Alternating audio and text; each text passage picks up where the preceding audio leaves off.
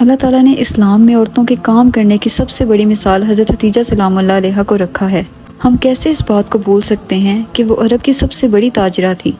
آج کے دور میں جس کو ملینئر یا بلینئر کہا جاتا ہے، اس دور میں عرب کی سب سے بڑی ملینئر حضرت ختیجہ سلام اللہ علیہا تھی۔ رسول اللہ صلی اللہ علیہ وسلم 25 سال کے تھے جب بی بی ختیجہ سلام اللہ علیہا سے آپ کی شادی ہوئی، اور اس سے پہلے بھی اور اس کے بعد بھی آپ بی بی ختیجہ کے لیے کام کرتے رہے اور اس بات کو انا کا مسئلہ نہیں بنایا، نہ کوئی عیب سمجھا اس بات میں۔ ورنہ اگر عورت کے کام کرنے کو اللہ تعالیٰ معیوب سمجھتا تو یہ کیسے ہونے دے سکتا تھا کہ اس کا سب سے محبوب پیغمبر ایک عورت کے لیے کام کرے یا اس کی بیوی اس کے پیغمبر سے زیادہ کمائے۔ یہ دقیانوسی سوچ آج کل کے مردوں میں پائی جاتی ہے۔ آج کل کے مردوں کو اس بات کو سمجھنے کی اشد ضرورت ہے۔ آج کل کے مرد عورت کے کام کرنے کو انا کا مسئلہ بنا لیتے ہیں، باپ بھائی بہن بیٹیوں کو کام نہیں کرنے دیتے، اور اگر کوئی گھر سے نکلنے کی اجازت دے دیتا ہے تو عورت کو باہر سوسائٹی کے مرد حضرات چین سے کام نہیں کرنے